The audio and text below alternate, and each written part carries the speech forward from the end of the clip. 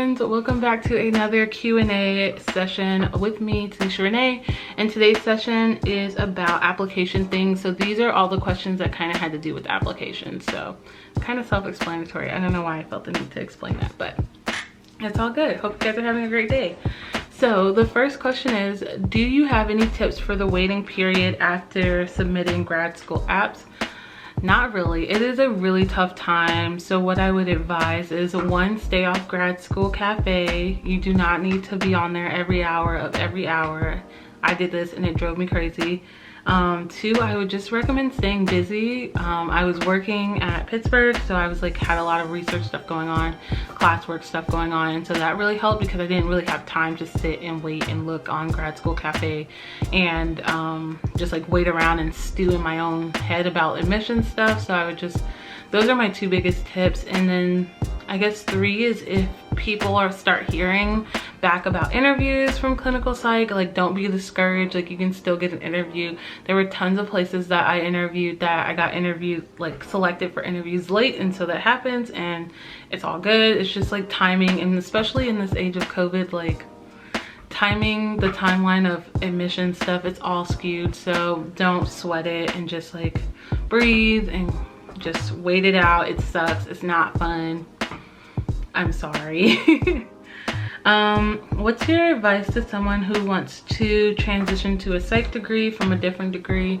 I guess if you're trying to do a PhD, I would look at the courses that are required for admissions and then maybe take those courses.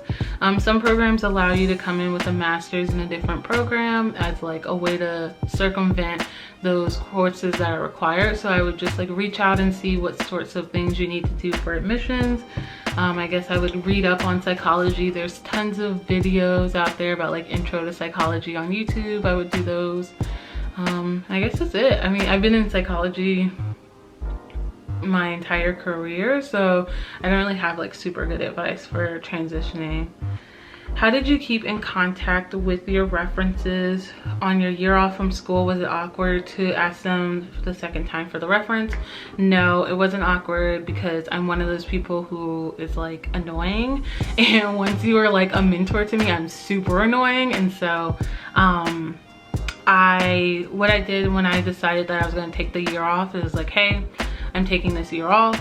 I'm still going to apply to grad school. I'm just going to wait a little bit. Here's what I'm going to be doing in the meantime. Do you have any tips of what to do during the gap year? And then I ended up applying to Hot Metal Bridge last minute. So the people who mentored me and the people who wrote my letters, I'm super close to. So I just called them and I was hey, I'm doing this thing. I know it's last minute. If you can't do it, it's fine, but I'm just gonna try it, because I applied to Hot Metal Bridge before and got rejected, and so I was just I'm just gonna try it. They're gonna reject me, whatever.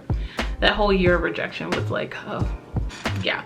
And so basically no, I don't think it's weird to keep in touch with them, send email updates, be like, hey, here's this new opportunity I'm doing. I just want to let you know I'm still, hoping that you'll write me a letter in the future, blah, blah, blah. It wasn't super awkward, and I think that it's more a thing in our head that it's going to be awkward to reach out to this person after I haven't in a while, but I don't think the professors view it that way at all. When choosing grad school, what was your biggest deciding factor? The research, the location, the opportunities? I think for me, it was the research, just because I'm a Black scholar. I want to research Black people things, and in clinical psychology there's just not a ton of people doing that. And then location was really important to me. I'm super close to my family, as some of you know, and so I didn't want to be but so far away from my parents. So I would say research number one, because I wanted to study Black people things. And then under that, after I couldn't find but so many clinical psychologists who are doing research on Black people, I started looking in psychologists that were doing research on socioeconomic status, which is also very few. And then that was pretty much it. So I chose professors based off of that, based off of those interests.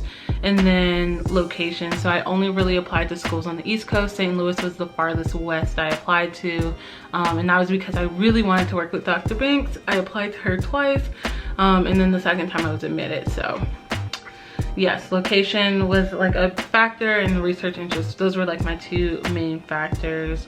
Opportunities afterwards, honestly, I didn't really think about, because I just figured I'd get this degree, get a PhD, move on with my life, be successful. Like, I think that naturally, like, I am a person who loves opportunities, and so I figured if it's a PhD program, the opportunities will come, and I'll figure that part out later. And so far, it's been working. What would you do in this situation if you get into two schools? One is a big name school, but you really don't like the research. And the other is a smaller school in the middle of nowhere, but you're more interested in the research. So the advice I would give is that's totally up to you. If I was in that situation, I think I would go where the research is, just because, like, for me, doing research that I'm not super interested in sucks. Like, I hate it. I am not passionate about it. It makes me miserable.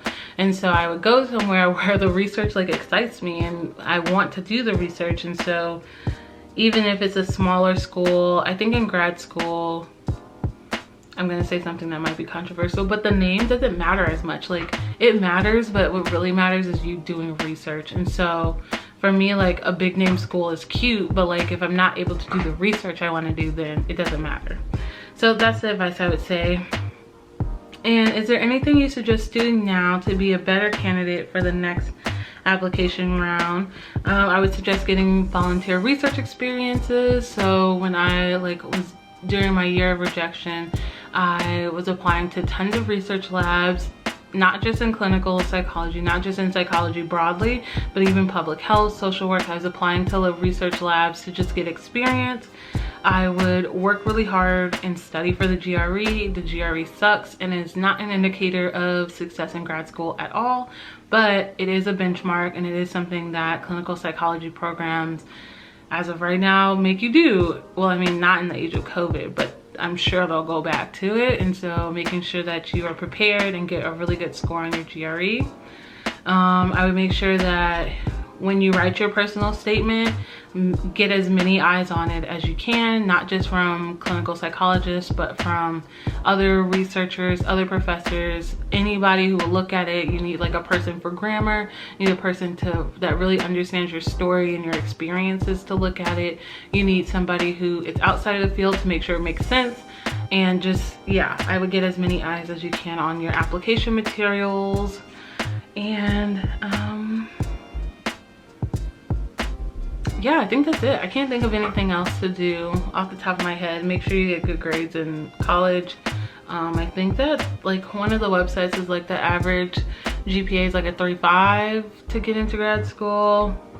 I don't know how true that is, but yeah, that's pretty much it.